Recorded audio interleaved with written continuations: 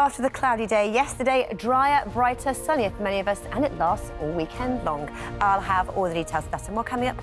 Good morning, Britain. Friday, 16th of...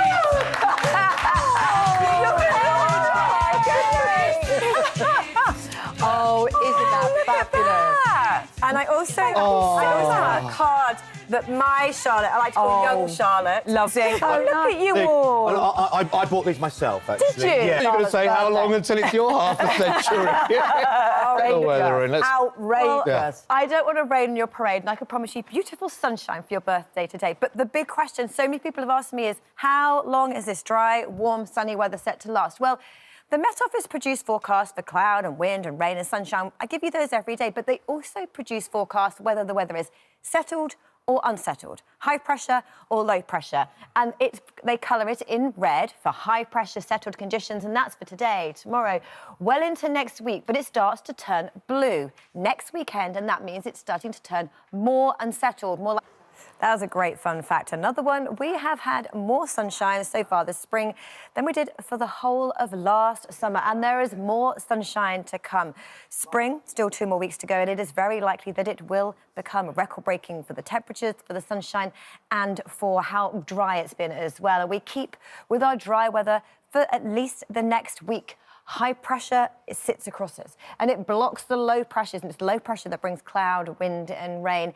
We're chasing around some areas of cloud, the wind direction changing a little. That means it's not quite as warm as it was earlier on this week, but for today it's dry, settled and sunny, but cloud sits in the North Sea. Now, yesterday we had that cloud. We were forecasting for it to lift and break. It didn't. It was much more stubborn than we were expecting.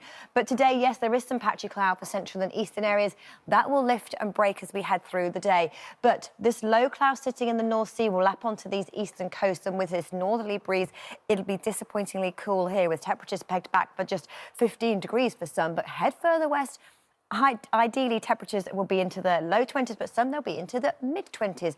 But yet again, our UV levels will be high for many. So let's see how things pan out as we head through the next 7 days. And as I mentioned, our high pressure that's been with us for the majority of spring stays with us for the whole of the weekend into next week. So let's look across the north of the UK first of all. Scotland, Northern Ireland, northern areas of England. These are our temperatures, this white line here where they should be. And we stay way above average percentage chance of rainfall.